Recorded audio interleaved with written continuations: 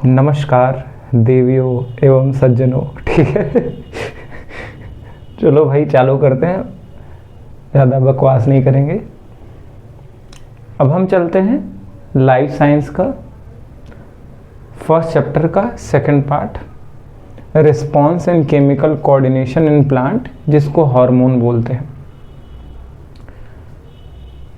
तो सवाल यही आया कि भैया हार्मोन होता क्या है, हार्मोन का ज़रा कुछ मतलब बता दीजिए। तो जानते हो पूरा लिविंग बीइंग ही, आप बोलोगे हम लिविंग हैं, मैं बोलूँगा हम कुछ खास केमिकल रिएक्शन के पूल हैं या ट्रैफिक हैं। सब रिएक्शन एक दूसरे से जुड़ी हुई हैं, लेकिन एक दूसरे में कभी एक्सीडेंट होने के चांसेस कम ही होते हैं। वैसे ही हमारे बॉडी में दो तरीके के केमिकल पाए जाते हैं, एक को बोलते हैं न्यूट्रिएंट केमिकल और एक को बोलते हैं नॉन न्यूट्रिएंट केमिकल। आप जानते हो न्यूट्रिएंट केमिकल हो गया जैसे कि कार्बोहाइड्रेट, जैसे कि फैट, जैसे कि न्यूक्लिक एसिड, जैसे कि प्रोटीन, मिनरल, आयन। ये लोग ऐसे चीज़ हैं जो आपके पोषण का हिस्सा हैं और आपकी बॉडी का ग्रोथ और डेवलपमेंट करते हैं, डायरेक्ट इन्वॉल्व होते हैं किसी ग्रोथ या डेवलपमेंट के प्रोसेस में। जैसे प्रोटीन क्या करेगा भैया, हमारा बॉडी बनाएगा। आप जानते हो हर सेल का वाटर के बाद सबसे ज़्यादा कॉन्स्टिट्यूएंट क्या होता है, प्रोटीन। प्रोटीन हमारे सेल का ईंट बनाता है। जैसे ये पूरा घर ईंट जोड़ के बना है ना, ऐसे प्रोटीन हमारे पूरे बॉडी के सेल का छोटा छोटा ईंट बनाता है। ये कुछ भी है, ये सारे मसल जो हैं, ये सारे सेल जो हैं, ये सभी बने हुए हैं प्रोटीन के मदद से।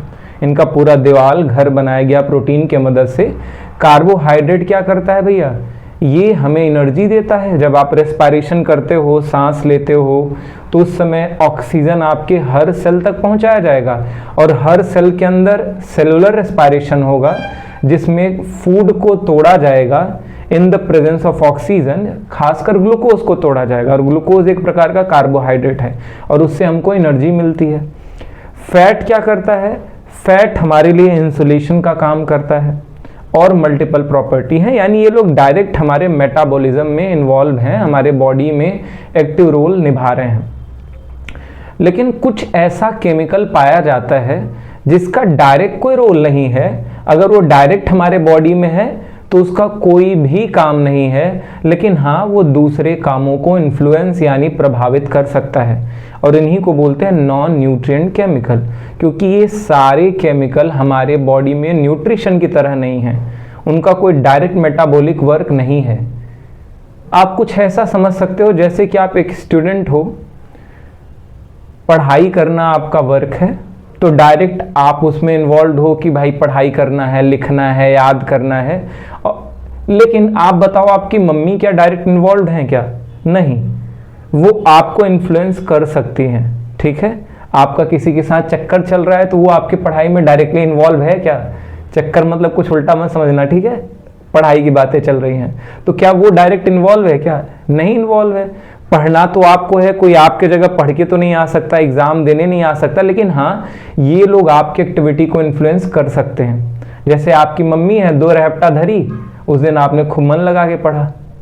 देखते हो क्या कभी कभी 1-2 हफ्ते से मैम या सर आपके स्कूल के बहुत सारा काम दे हो ही नहीं रहा है, 2-2 हफ्ते में नहीं हो रहा है, आएंगे 1-2 लोगों का गाल लाल करेंगे पटापट और सबका फट से हो जाता है। तो ये केमिकल की ही तरह हैं, वैसे केमिकल जो नॉन न्यूट्रिएंट हैं। क्या आपका सर आकर के आपका वर्क लिख रहे हैं क्या? आपके जगह वो याद कर रहे हैं क्या? लेकिन हाँ उनके रहने से आपके एक्टिविटी को इन्फ्लुएंस किया जा सकता है। ऐसे ही हार्मोन होते हैं। हार्मोन डायरेक्ट मेटाबॉलिज्म में इनका कोई इन्वॉल्वमेंट नहीं है, लेकिन हाँ ये हमारे बॉडी में जितना मेटाबॉलिक वर्क हो रहा है सबको इन्फ्लुएंस कर सकते हैं। ठीक है, तो अब हम जानने की कोशिश करते हैं कि हार्मोन क्या होता है। हार्मोन केवल प्लांट में नहीं भाई जी, एनिमल में भी पाया जाता है। तो देखते हैं हार्मोन क्या होता है। तो बोला जाता है हार्मोन एक नॉन न्यूट्रिएंट केमिकल है। नॉन न्यूट्रिएंट मतलब आप समझ पा रहे हो क्या, ये पोषक तत्व नहीं है। यही कारण होता है कि हार्मोन ना हर लिविंग बीइंग में बन सकता है। आप जानते हो जो कमज़ोर है, जो गरीब घर का है, जिसको प्रॉपर पोषण नहीं मिल पा रहा है, उसके अंदर भी हार्मोन बनता है। कभी कभी देखो जिसको बैलेंस डाइट ना भी मिले, गरीब घर का बच्चा हो लेकिन लंबा हो जाता है, ड्यू टू ग्रोथ हार्मोन। तो हमने देखा एक नॉन न्यूट्रिएंट केमिकल है और ये क्या करता है, किसी भी एक्टिविटी, किसी भी मेटाबॉलिज्म को इन्फ्लुएंस करने का मादा रखता है। समझ में आ गया? ये किसी भी काम को प्रभावित कर सकता है, प्लांट के अंदर चाहे एनिमल के अंदर हो, या तो प्रोमोट कर सकता है उस काम को, या तो इनहिबिट यानी घटा सकता है, या तो चाहे किसी मेटाबॉलिक वर्क को बढ़ा दे, चाहे तो किसी मेटाबॉलिक वर्क को घटा दे, जैसे आपके घर की बड़ी अम्मा। आगे बोला जाता है transport from one part two another part through xylem और फ्लोएम।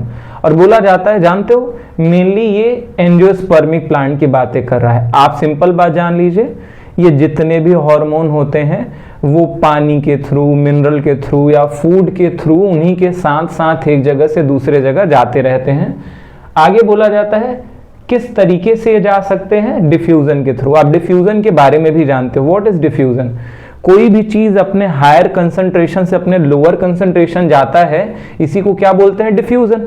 जैसे आप एक जगह परफ्यूम छिड़क रहे हो, कुछ खास एरिया में तो परफ्यूम ज्यादा है भाई, अब उधर कम है तो अपने आप ही उड़ करके जाएगा। आप यहाँ पे कुछ सुलगा दीजिए, जला दीजिए, तो यहाँ पे धुआं ज्यादा होगा, अगल बगल कम होगा, तो ऑटोमेटिक वो फ्लो करके अगल बगल चला जाएगा। ये बात आप समझ पा रहे हो क्या? इसी को बोलते हैं डिफ्यूजन। डिफ्यूजन क्या होता है, the process of movement of molecule from its higher concentration to its lower concentration. Exact वही बातें की जा रही हैं। आगे चल रहा है भैया, cannot be stored in the plant so destroyed after use.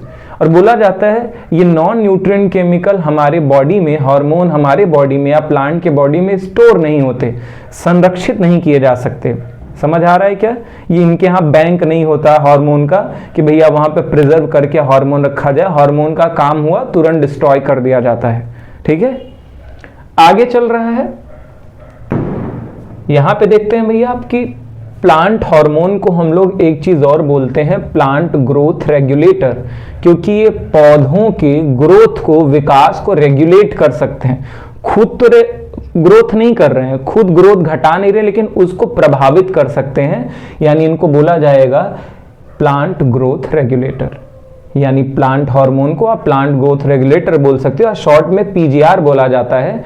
और ये कलरफुल सब्सटेंस होते हैं। अक्सर हमने देखा है कि जितने भी हार्मोन होते हैं प्लांट के वो कलर होते हैं, तो इनका नाम फाइटोक्रोम भी होता है। क्रोम मतलब कलर, फाइटोन मतलब प्लांट से जुड़ा हुआ है। तो प्लांट के अंदर कलरफुल सब्सटेंस जो पाया जाएगा उसको बोलते हैं फाइटोक्रोम। अब हमारे अंदर एक सवाल आता है, आप अगर यहां तक समझ पाए ना बंधु लोग, तो आगे का कॉन्सेप्ट बहुत आसान है, समझा दिया जाएगा। अब आप ही के मन में एक सवाल आना चाहिए कि आपने बोला था कि ये प्लांट की ग्रोथ को प्रमोट भी कर सकते हैं या इनहिबिट, रोक भी सकते हैं। तो आपके मन में एक क्यूरियोसिटी तो आना ही चाहिए कि भैया जब ये प्लांट के ग्रोथ को बढ़ा रहे हैं, कौन है ऐसा जो प्लांट के ग्रोथ को बढ़ा रहा है और कौन ऐसा केमिकल है जो प्लांट के ग्रोथ को घटा रहा है। तो बोला जाता है प्लांट ग्रोथ रेगुलेटर दो तरीके के होते हैं। एक ऐसे नॉन न्यूट्रिएंट केमिकल जो प्लांट के ग्रोथ को बढ़ा सकते हैं। प्लांट के ग्रोथ को बढ़ाना मतलब क्या होता है, उसके साइज को बढ़ा सकते हैं, उसके लाइफ को बढ़ा सकते हैं, उसके अंदर फूल खिला सकते हैं, पत्तों का अमाउंट बढ़ा सकते हैं, फल ज्यादा लगा सकते हैं, ये सब कर सकते हैं। आगे चल रहा है प्लांट ग्रोथ इनहिबिटर क्या होता है, ऐसा कोई चीज जो पौधे में बुढ़ापा ला दे, एजिंग ज्यादा करा दे, क्या कर दे भैया, एब्सेशन करा दे, पतझड़ करा दे, फ्रूट को मैच्योर होने से पहले फॉल करा दे, इन्हीं को बोलते हैं प्लांट ग्रोथ इनहिबिटर। अब देखते हैं प्लांट ग्रोथ रेगुलेटर नाम के कितने हार्मोन है जो प्लांट के ग्रोथ को प्रोमोट करेंगे। प्लांट ग्रोथ प्रोमोटर 3 होते हैं। पहले को बोलते हैं ऑक्सीन, दूसरे को बोलते हैं जिब्रेलिन या इसी को जिब्रेलिक एसिड बोला जाता है, और तीसरा होता है साइटोकाइनिन। ठीक है, ये 3 होते हैं जो प्लांट के ग्रोथ को प्रमोट करेंगे। अब आ रहा है एक प्लांट ग्रोथ इनहिबिटर भी है, एक ऐसा हार्मोन है पौधे के अंदर जो प्लांट के ग्रोथ को घटा देता है। ठीक है, जैसे कि एब्सिसिक एसिड। ठीक है, ये लगभग वैसे ही है जैसे आपके घर में, आपके आसपास आपके टीचर, मम्मी पापा और कोई ट्यूशन पढ़ाने वाला इंसान है, ये सब क्या करते हैं, प्लांट ग्रोथ प्रोमोटर होते हैं। ये तुम्हें पीटेंगे, 2-4 मुक्का खाओगे तो वर्क ज़्यादा करोगे, प्रेशर ज़्यादा होगा। और ये प्लांट ग्रोथ इनहिबिटर हैं, ये वही हैं जिनके सामने तुम गप्पे लड़ा रहे हो, रात रात भर चैटिया रहे हो, वही लोग हैं, ठीक है। और ये लोग क्या करेंगे, आपकी ग्रोथ को क्या कर देते हैं, घटा देते हैं। ये बात समझ आ रहा है क्या? एग्जैक्ट वैसे ही चल रहा है। अब बोला जाता है एक हार्मोन और है, इथाइलिन नाम है इस हार्मोन का, और इसके अंदर दोनों प्रॉपर्टी है। ये चाहे तो ग्रोथ को बढ़ा सकता है, चाहे तो ग्रोथ को घटा भी सकता है।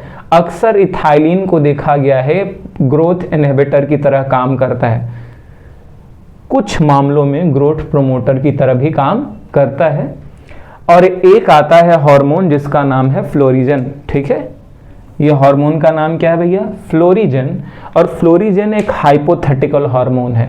हाइपोथेटिकल हार्मोन मतलब समझ लीजिए ख्याली पुलाव, यानी रियल में कभी हमने इसको ऑब्जर्व नहीं किया है, लेकिन फिर भी हम गेस करते हैं कि ऐसा कोई हार्मोन है जो एपिकल मेरिस्टेम में पाया जाता है। अभी हम देखेंगे कि एपिकल मेरिस्टेम क्या होता है, सब कुछ समझाया जाएगा। और बोला जाता है ये एपिकल मेरिस्टेम में बनेगा या तो लीफ में बनेगा। हमने ऐसा माना है कि ये कहाँ बनता है, या तो एपिकल मेरिस्टेम में या तो लीफ में। और इसका काम क्या है, फ्लावरिंग को प्रमोट करना। यानी आप जानते हो ये जो बड बनता है फ्लावर का, उससे कली से फूल खिलने का पूरा प्रोसेस होता है फ्लोरिजन की मदद से। क्या आपको पता है कि फ्लावर है क्या? तब आप समझ पाओगे। फ्लावर आप समझ लीजिए, जितने फ्लावर आप देख रहे हैं कलरफुल चीजें ना, कई लोग बोलते हैं ये मॉडिफाइड लीफ है। कैसे हैं भैया, मॉडिफाइड लीफ, यानी हमारे जो लीफ होते हैं पौधे के, उन्होंने अपने शेप को बदल लिया, अपने आकार को बदल लिया, अपने कैरेक्टरिस्टिक को बदल लिया। और सब कुछ बदलने में ये बहुत बड़ा हाथ है इनका, फ्लोरिजन का, ठीक है। ये क्रूशियल रोल अदा करते हैं। ये बात आप समझ पा रहे हो क्या? अब आगे हम देखेंगे कि oxygen, cytokinin, gibberellic acid, abscisic acid, ethylene, ये सभी कैसे केमिकल हैं और प्लांट में ये किस फॉर्म में पाए जाते हैं। और अगर हमें ये पता चल चुका कि ये खास केमिकल ऐसे नेचर का होता है, तो वैसा हम लैब में भी बनाने की कोशिश करेंगे या ढूंढेंगे क्या यही सेम केमिकल किसी और लिविंग में पाया जाता है।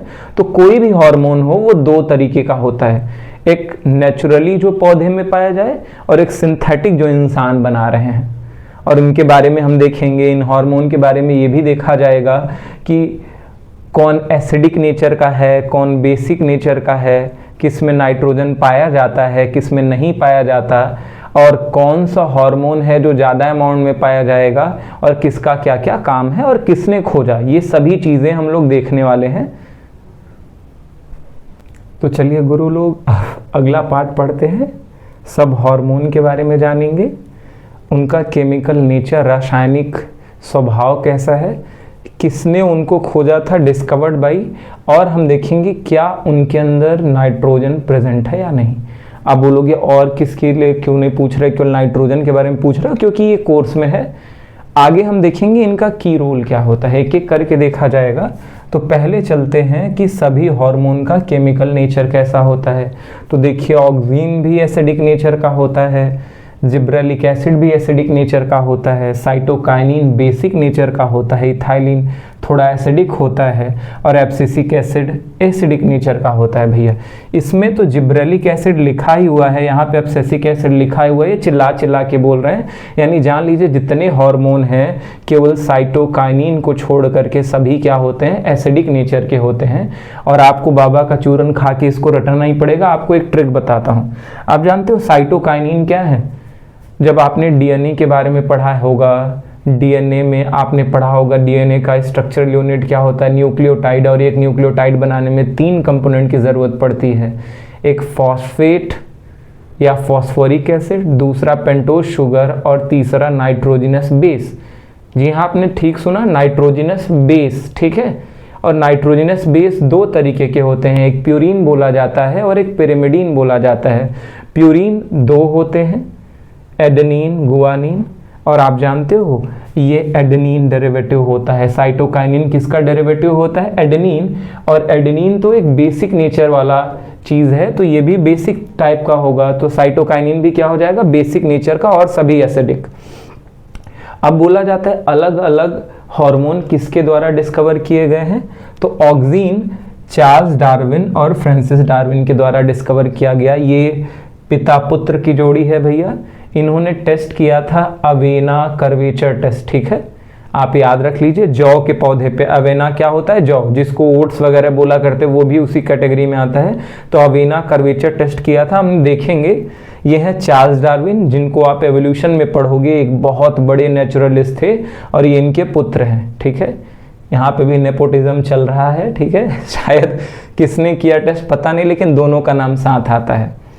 अब आगे बोल रहा है जिब्रेलिक एसिड किसने खोजा होगा, तो कुरोसावा ने खोजा था। कुरोसावा एक जापानी साइंटिस्ट थे जिन्होंने तंबाकू के ऊपर इन्फेक्शन देखा था। किसके ऊपर भैया, वही जो घिस घिस के खाते हैं सब हम, ठीक है, वही के ऊपर देखा होगा। और उसके ऊपर इन्फेक्शन हुआ था, उस पर पूरे चकत्ते चकत्ते पड़ गए थे। इन्होंने उसका केमिकल नेचर देखने की कोशिश किया, तो कैसा निकला, एसिडिक नेचर निकला।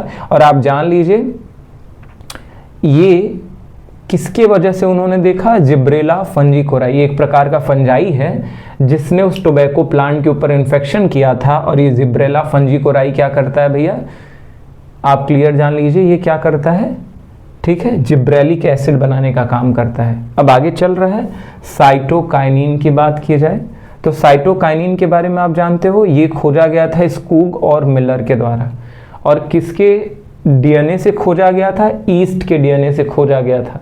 ये नेचुरली प्लांट में बहुत कम पाए जाते हैं, इनको एडमिनिस्टर करेंगे, ठीक है। तो स्कूग और मिलर ने पहली बार किस में खोजा था, ईस्ट डीएनए में खोजा था। अब आता है इथाइलिन।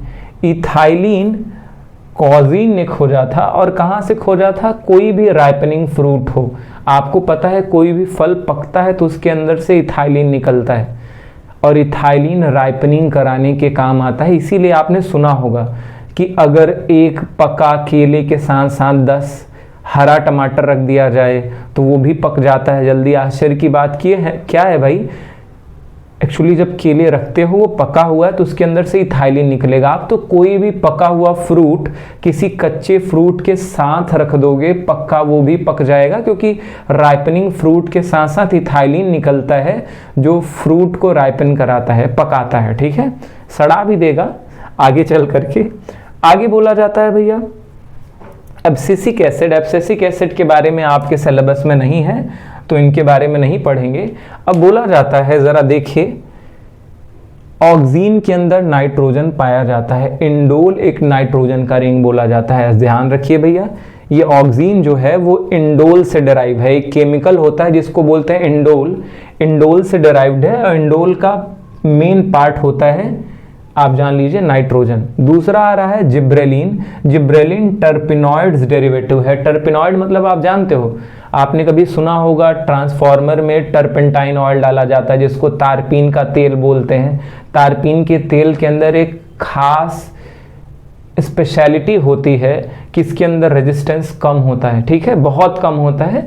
तो वहाँ पे टर्पेनॉइड डेरिवेटिव हो गया, तारपीन के तेल से डिराइव किया गया है। साइटोकाइनिन का गाना तो अभी हमने खाया, ये प्यूरिन का डेरिवेटिव है। और इथाइलिन गैसियस हार्मोन है भाई।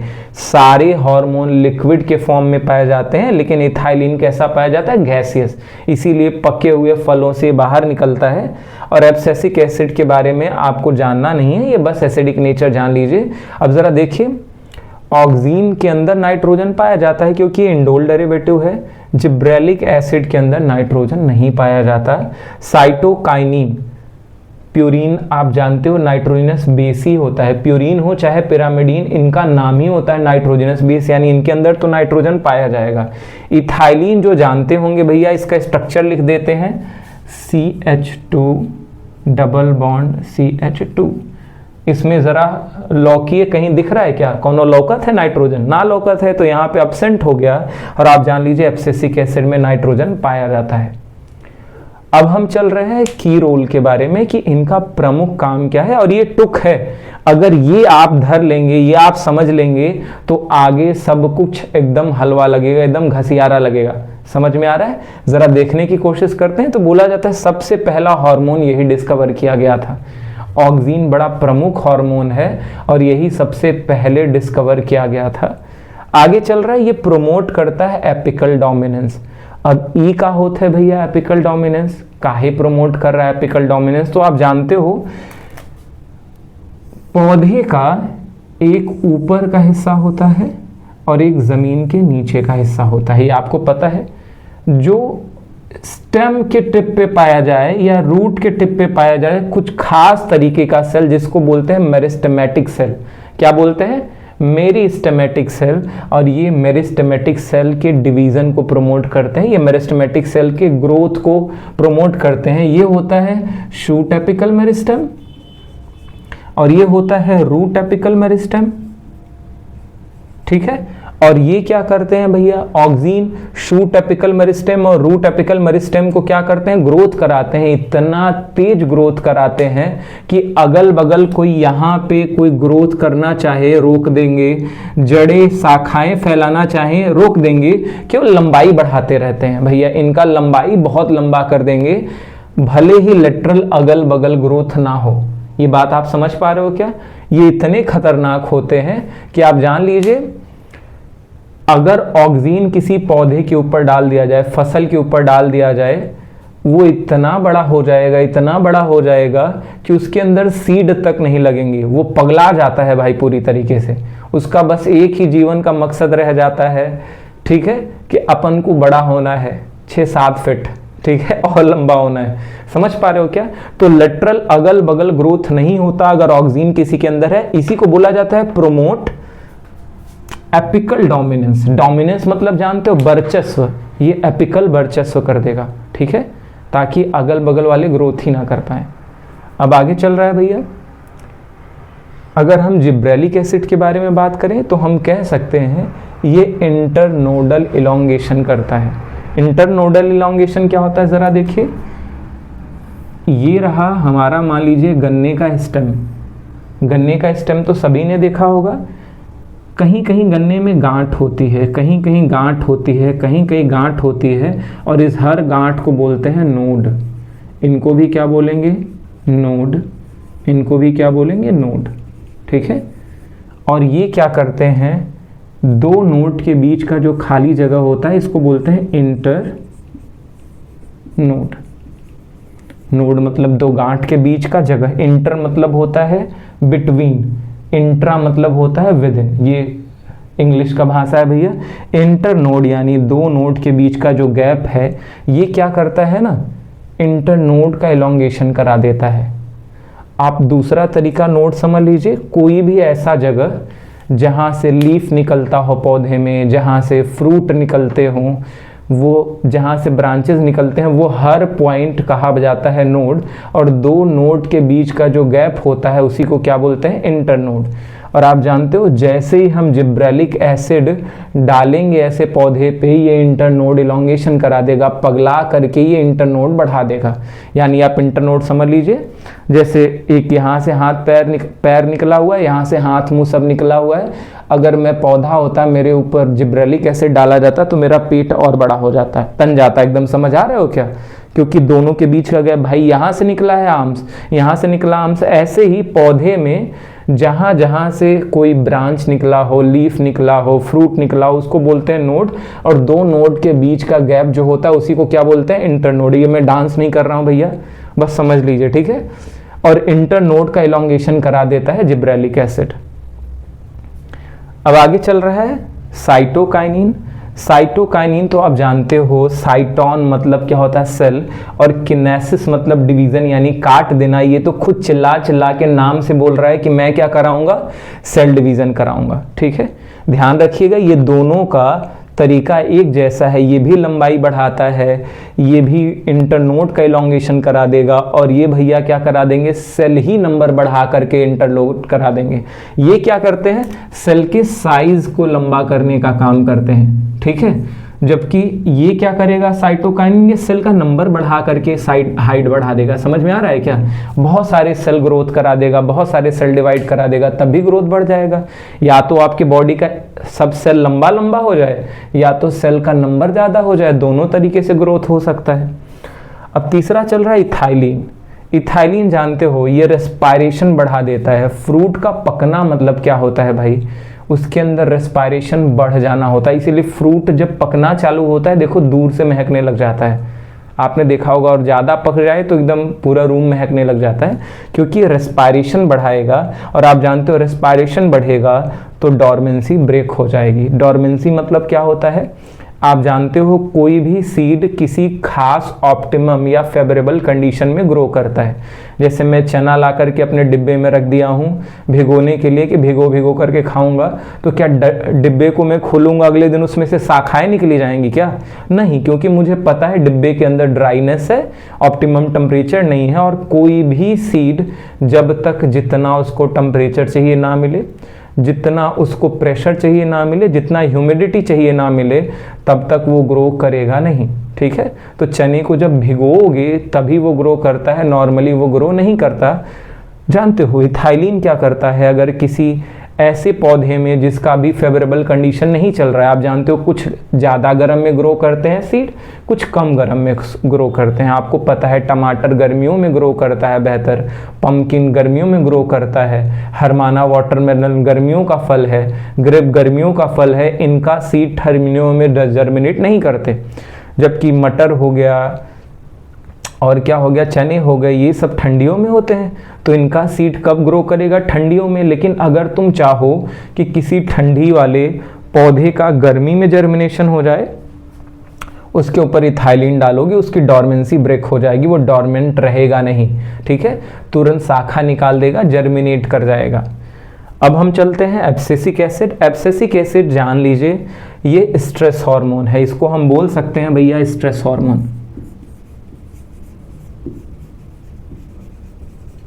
ठीक है, और इसको देख करके आप दुखी मत होइएगा कि बताइए ये सब बढ़िया बढ़िया हार्मोन है, ग्रोथ करा रहे हैं और ये बिल्कुल अच्छा फीलिंग नहीं दे रहा है, इसको बद्दुआएं मत दीजिएगा।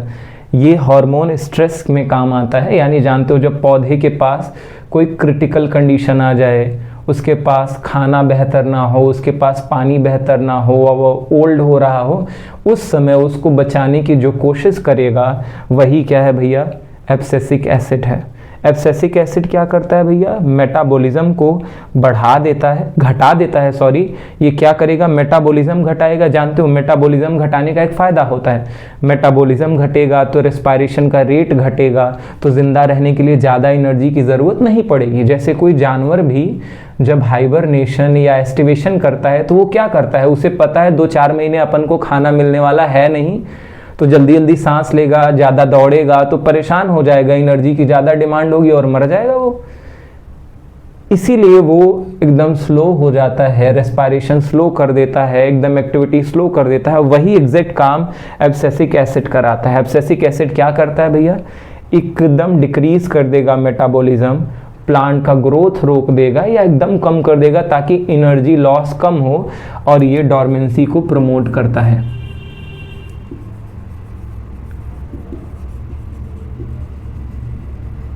यानी आप किसी सीड पे अगर एब्सिसिक एसिड डाल दोगे तो फेवरेबल कंडीशन भी रहेगा, तब भी ग्रो नहीं करेगा, क्योंकि ये उसके डॉर्मेंसी को ब्रेक होने नहीं देगा, सीड जर्मिनेशन को प्रमोट नहीं करेगा। तो हम लोग बातचीत करते हैं ऑक्सीन के बारे में। तो कई ऑक्सीन के एग्जाम्पल, कई ऐसे ऑक्सीन नेचर के केमिकल हम देखे गए हैं, जैसे इंडोल 3 एसिटिक एसिड IAA बोला जाता है, इंडोल 3 ब्यूटारिक एसिड IBA बोला जाता है। ठीक है, फिर आ रहा है ऑक्सीन A, ऑक्सीन B, और एक और होता है 2,4 डाइनाइट्रोफिनाइल एसिटिक एसिड जिसको बोलते हैं 2,4-DNB, और ये वीडीसाइड होता है। इसके बारे में भी जान लीजिए। ये क्या करता है, मोनोकॉट पौधों को तो नहीं मारता, डाइकॉट पौधों को मार देता है।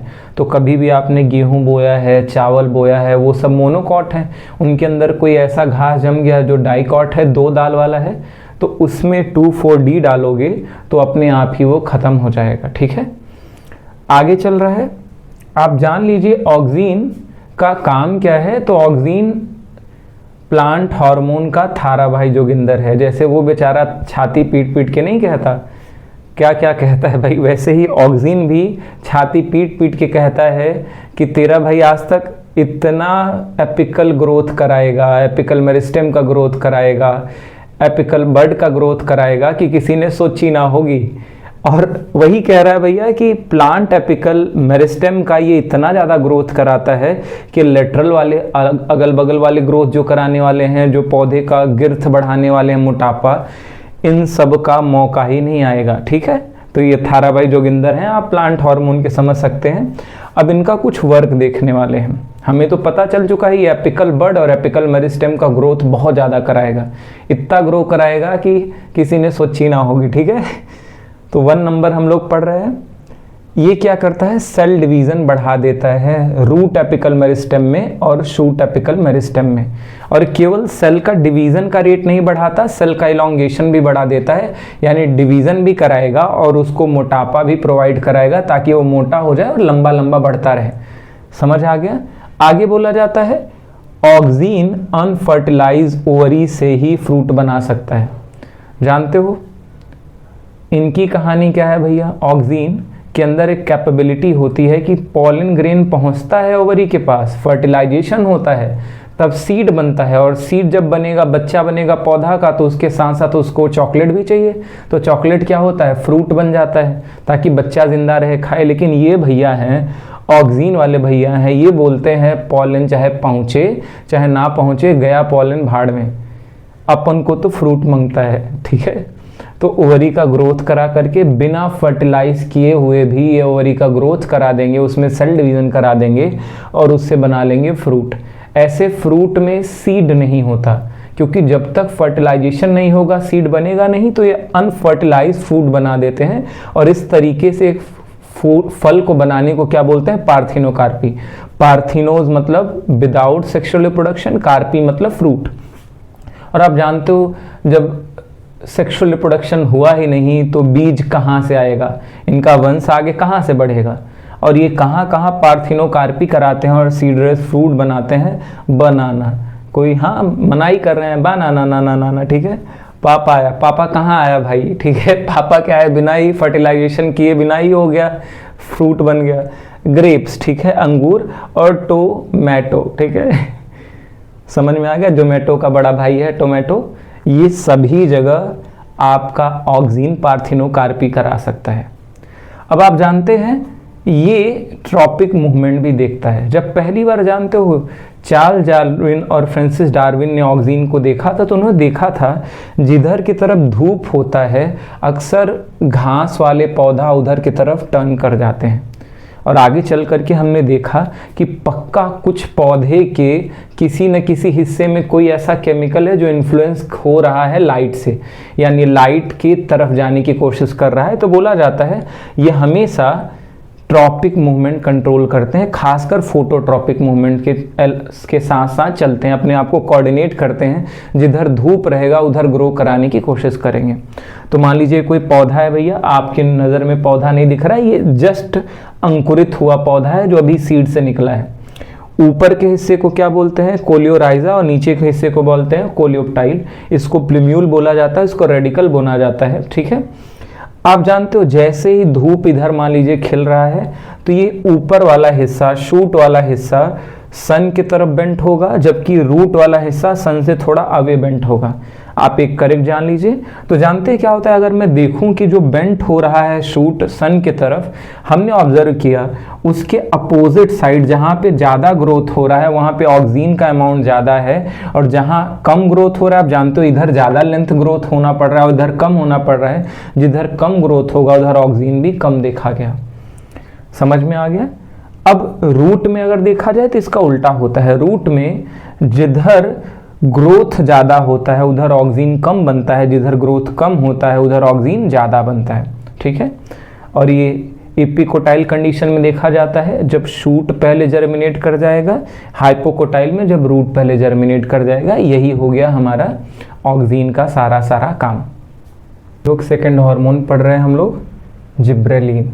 और आप जानते हो जिब्रेलिन बहुत तरीके के पाए जाते हैं, 50 से ज़्यादा तरीके के जिब्रेलिन पाए जाते हैं, और इनका नाम भी ऐसे ही है, GA1, GA2, GA3, एंड इनकी डिस्कवरी के हिसाब से है।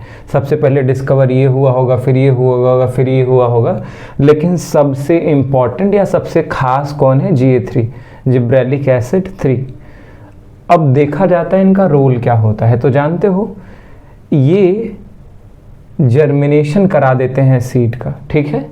या कहाँ बनेंगे आप अगर आप जानना चाहो तो बोला जाता है ये जिब्रेलिक एसिड बनता है जर्मिनेटिंग सीड में। ऐसे सीड में इसका निर्माण होगा जो अभी अंकुरित हो रहा है, एपिकल बड में पाया जाएगा, चाहे रूट एपिकल बड हो, सॉरी रूट में एपिकल बड नहीं होता, केवल शूट एपिकल बड में पाया जाएगा, या तो रूट टिप पे पाया जाएगा, यानी एकदम रूट कैप के पास पाया जाएगा।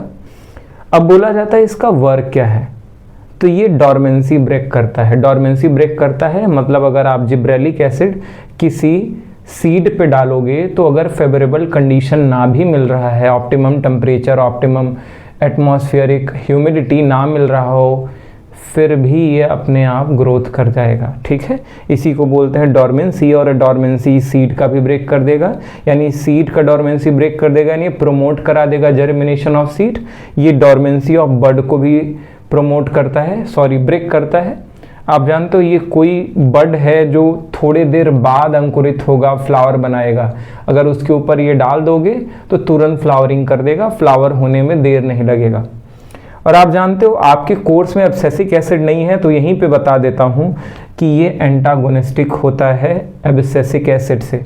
जिब्रेलिन एसिड किसके एंटागोनिस्टिक होता है भैया? एब्सिसिक एसिड के, क्योंकि जिब्रेलिक एसिड डॉर्मेंसी ब्रेक कराता है, जबकि एब्सिसिक एसिड क्या करता है? डॉर्मेंसी को प्रमोट करता है। वो डॉर्मेंसी ब्रेक होने नहीं देता, जर्मिनेशन ऑफ सीड को इनहिबिट करता है। अब बोला जाता है ये इंटरनोड इलॉन्गेशन कराएगा। क्या कराएगा भैया? इंटरनोड इलॉन्गेशन कराएगा, और जिसका फायदा क्या होगा? फ्रूट का साइज बढ़ जाएगा, स्टेम का साइज बढ़ जाएगा, जैसे एप्पल में, शुगर केन में, कैबेज में। आप जानते हो शुगर केन ये रहा, और आप जानते हो गन्ने का तो स्टेम से ही जूस निकाला जाता है, तो अगर नोड के बीच का गैप बढ़ेगा, जानते हो इसी को बोलते हैं इंटरनोड। इंटरनोड के बीच का गैप बढ़ेगा तो ये स्टेम लंबा होगा, और लंबा होगा तो जानते हो एक फायदा हो जाएगा, स्टेम लंबा हो जाएगा तो आप जानते हैं इंटरनोड के बीच ही तो जूस भरा होता है, और जब इसकी साइज बढ़ेगी तो पक्का आपको दो नोड के बीच का गैप बढ़ेगा तो पैदावार भी बढ़िया होगा, और ज़्यादा गन्ना भी निकलेगा, ज़्यादा जूस निकलेगा तो ज़्यादा फायदा होगा। ऐसे ही एग्जैक्ट एप्पल में क्या होता है? आप जानते हो apple is a false fruit. ये एप्पल हो गया, एप्पल जैसा दिख तो नहीं रहा है लेकिन आप मान लीजिए ये एप्पल है। एप्पल में भी यहाँ पे और यहाँ पे नोड होता है, और ये क्या करता है? एक्चुअली एप्पल एक फॉल्स फ्रूट है, ये रियल फ्रूट नहीं, ये थैलमस होता है। तो जानते हो ये थैलमस जो होता है ये दो नोड के बीच का होता है, और आप जानते हो जैसे ही एप्पल के ऊपर आप डालोगे जिब्रेलिक एसिड, इसका नोड का जो बीच का गैप है ये बड़ा होगा, और ये बड़ा होगा तो फल बड़ा हो जाएगा। सेब आप देखो पतले और थोड़े बड़े हो जाते हैं कभी कभी ना, उनके ऊपर पक्का जिब्रेलिक एसिड डाला गया है। ऐसे एग्जैक्ट कैबेज की बात किया जाए तो कैबेज में भी आप जानते हो कि बहुत सारे पत्ते लगे होते हैं, पत्ते लगे होंगे दो जॉइंट के बीच में, और यहाँ पे एक नोड होगा और यहाँ पे भी एक नोड होगा, और इनके बीच का गैप क्या होता है? इंटरनोड। और जैसे जिब्रेलिक एसिड डालोगे इंटरनोड बड़ा हो जाएगा, और जब बड़ा हो जाएगा तो पत्ता भी ज़्यादा गैप मिलेगा, तो ज़्यादा मोटा, ज़्यादा घना पत्ता होगा, और ये ज़्यादा पैदावार करेगा, ये फायदा होता है। अब बोला जाता है form parthenocarpic fruit in pineapple. जैसे टोमेटो में हमने देखा था क्या पार्थिनोकार्पिक फ्रूट बनाया जा सकता है, एप्पल में बनाया जा सकता है, पपाया में बनाया जा सकता है, किसके? ऑक्सीन के द्वारा। वैसे जिब्रेलिक एसिड पाइनएप्पल के अंदर क्या बना सकता है? पार्थिनोकार्पिक फ्रूट, सीडलेस फ्रूट बना सकता है। और बोला जाता है oxygen and gibberellic acid prevent pre harvest fruit drop and ripening. आप जानते हो जैसे आपके पौधे में आम का फल लगा हुआ है, और आप जानते हो अभी 10 दिन बाद मार्केट में बढ़िया दाम मिलने वाला है, लेकिन आपका फल अभी पकने को तैयार है। 10 दिन तक इंतज़ार किया तो जा नहीं सकता, वरना वो सड़ जाएगा, ख़राब हो जाएगा। तो उसके ऊपर आप साइटोकाइनिन और ऑक्सीन डाल देंगे तो फ़ायदा क्या होगा? ये पकने का रेट स्लो हो जाएगा। क्या हो जाएगा भैया? स्लो हो जाएगा, और प्री हार्वेस्ट फ्रूट गल गल के गिरेगा नहीं। 10 दिन बाद आप हाथों से तोड़िए और मार्केट में लाके बेचिए। तो बोला क्या जाता है ऑक्सीन और जिब्रेलिक एसिड दोनों का जो मिक्सचर होता है, इसका स्प्रे करने पे हार्वेस्ट मतलब जानते हो क्या? जब तोड़ा जाए, जब फसल निकाला जाए बेचने के लिए, प्री हार्वेस्ट मतलब फसल तैयार होने के पहले ये फल को गिरने नहीं देगा और ना ही बहुत ज़्यादा तेज पकने देगा। इतना ही जिब्रेलिक एसिड में है। अब आते हैं साइटोकाइनिन या काइनिन की बात करते हैं। तो आपको पता है ये पहली बार ईस्ट डीएनए से निकाला गया था, ठीक है। और नेचुरली ये कोकोनट मिल्क एंडोस्पर्म में भी पाया जाता है। जो आप ये कोकोनट मिल्क नहीं पीते, इसके अंदर या आप बोल दो एंडोस्पर्म, वो कोकोनट मिल्क एंडोस्पर्म ही होता है कोकोनट का, वो कोई फ्रूट नहीं होता। जो आप पीते हो नारियल पानी, एक्चुअली वो फ्रूट नहीं है, it is the endosperm of coconut. अब बोला जाता है ऐसे किनेटीन भी जियाटीन पाया जाता है। जियाटीन कॉर्न सीड से निकाला गया, अनाज के अंदर से निकाला गया। और एक किनेटीन नाम का एक साइटोकाइनिन, ये दोनों ये सिंथेटिक है भैया, ये भी सिंथेटिक है। और ये जानते हो सिंथेटिक मतलब आप जानते हो नेचुरली ये प्लांट में जो ना पाया जाए, लैब में बनाया जा सके, या तो आप किसी और एनिमल से डिराइव कर रहे हो। तो जैसे ये सिंथेटिक है, ये sperm DNA of herring fish से निकाला गया। मतलब इंसानों की ज्यादती देखो भैया, इतना छोटा ये मछली होता है। अब ऐसे ऐसे इंसान हैं जैसे कॉजिन थे जिन्होंने निकाला था भाई। अब ये क्या करेंगे, छोटे मछली के स्पर्म को निकालेंगे। इतना छोटा मछली तो एक बूंद स्पर्म। अब वो स्पर्म को निकाल करके ये छिड़केंगे पौधे में।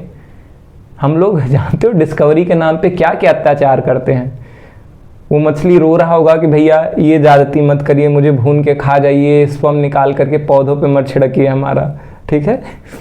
तो वहां से हमने निकाला। कितने शरारती होते हैं हम भाई, ठीक है। अब बोला जाता है इनका फंक्शन क्या होता है। तो बोला जाता है, आप जानते हो साइटोकाइनिन चिल्ला चिल्ला के बोल रहा है। साइटोन मतलब सेल, किनेसिस मतलब ब्रेकिंग। सेल के डिवीजन को ये प्रमोट करेगा। और किस तरीके से प्रमोट करेगा, ये सेल के साइकिल को प्रमोट करने के लिए सेल के अंदर डीएनए, आरएनए, प्रोटीन या जो जो चीज़ सेल साइकिल के लिए ज़रूरी है उनको क्या करेगा, सिंथेसिस बनाना चालू करेगा, उनको प्रमोट करेगा। आगे बोला जाता है vegetative propagation from the small piece of stem China rose by promoting rooting and shooting, ठीक है, अलोंग विथ ऑक्सीन। आप जानते हो कलमी चीज़ें होती है, जैसे गुलाब का हिस्सा टुकड़ा काट दिया जाए, बांस का टुकड़ा काट दिया जाए, चाइना रोज़ का छोटा छोटा। ऐसे मैंने एक लकड़ी लिया चाइना रोज़ का, हरा हरा पौधे से ला करके उसको कई टुकड़ों में काट दिया। अब उसको ज़मीन में अगर बोने जाऊँगा, ना उसके अंदर स्टेम है ना उसके अंदर रूट है, तो ग्रो कैसे होगा। तो हम क्या करते हैं, उसके ऊपर साइटोकाइनिन और ऑक्सीन का मिक्सचर डाल देते हैं। ऑक्सीन क्या करेगा, तुरंत बर्ड ग्रोथ कराएगा, एपिकल डोमिनेंस लाएगा। और एपिकल डोमिनेंस लाएगा तो तुरंत नीचे से रूट के ब्रांचेस निकलेंगे, ऊपर से स्टेम के ब्रांचेस निकलेंगे, तुरंत अंकुरित हो जाएगा। और साइटोकाइनिन क्या करता है, उसका गिर्थ बढ़ा देगा, उसका मोटापा बढ़ा देगा, उसके अंदर सेल डिवीज़न को प्रमोट करेगा। तो जल्दी जल्दी वो एक टुकड़ा भी एक पौधे के बराबर बन जाएगा। और इसका फ़ायदा क्या होता है, एक छोटे पीस पौधे से हम कई 100 पौधे तैयार कर सकते हैं बिना सीड के। बहुत फ़ायदेमंद चीज़ है। अब आगे बोला जा रहा है भैया, ये ऑक्सीन के साथ ये काम करता है। अब बोला जाता है प्रोमोट लेटरल बड, ठीक है, एंटागोनिस्टिक टू ऑक्सीन। आप जानते हो ऑक्सीन हमेशा एपिकल बड को, एपिकल मेरिस्टेम को प्रमोट करता है। और साइटोकाइनिन क्या करता है, लेटरल बड को, लेटरल ग्रोथ को, यानी गिर्थ बढ़ाने की कोशिश करेगा। लेटरल बड है उसका ग्रोथ कराएगा। यानी देखो इन दोनों का काम ज़रा सा अपोजिट है। तो कहा जाता है ऑक्सीन का एंटागोनिस्टिक है, एंटी पार्टी है भैया। ऑक्सीन एपिकल डोमिनेंस रखना चाहता है, ये लेटरल मेरिस्टेम का ग्रोथ करा देते हैं, एक दूसरे के उल्टे हैं। ऐसे जिब्रेलिक एसिड एब्सिसिक एसिड का क्या है, एंटागोनिस्टिक है, यानी दोनों का काम उल्टा है। अब आगे बोला जाता है delay senescence of pre mature leaf, flower and fruit. आप जानते हो, आप ही लोग सोचते हो कि चेहरा कैसे जबान रहे भाई, एकदम समझ रहे, हेल्दी रहे, ठीक है, जवान रहे आपका चेहरा पूरी तरीके से। आप कैसे सोच पाते हो, आप बोलते हो जितना बढ़िया हमारे बॉडी में सेल डिवीज़न होगा उतना हमारा स्किन क्या रहेगा, जवान रहेगा। और अगर सेल डिवीज़न ग्रोथ कम हो गया तो हमारा स्किन क्या हो जाएगा, झुर्रियाँ पड़ना चालू हो जाएगा। एग्जैक्ट वही ये भी करता है। ये जो भी प्री मेच्योर हैं, जो अभी बुढ़े नहीं हुए हैं, जिनका एज बहुत ज़्यादा नहीं हुआ है, ऐसे लीफ, ऐसे कम उम्र वाले फ्लावर और ऐसे कम उम्र वाले फ्रूट के अंदर ये सेनेसेंस को क्या करता है, रोकता है। सेनेसेंस मतलब क्या होता है, बुढ़ापा या झड़ने को, गिरने नहीं देगा इनको पौधों से, इनको एडल्ट बना के रखेगा, इनको हेल्दी बना के रखेगा। और ये हो गया आपका सेकंड पार्ट। अब अगला थर्ड पार्ट आएगा। आपका 2 महीने में पूरा कोर्स कंप्लीट किया जाएगा, नवंबर और दिसंबर में पूरा लाइफ साइंस, पूरा फिजिकल साइंस, और जनवरी में मैं 20 टेस्ट पेपर कराऊंगा। और वो जो 20 टेस्ट पेपर कराऊंगा वो बहुत रिसर्च्ड होता है और उससे ही मैक्सिमम सवाल आपके एग्ज़ाम में आएंगे। तो आप हमेशा जुड़े रहिए भैया। अपने आसपास कोई हो क्लास 10th के स्टूडेंट WB के, उनको भी बोलिए, क्योंकि आप थोड़ा हमारा ग्रोथ कराएंगे तो हमारा भी साहस रहेगा। ठीक है, जय भद्रकाली।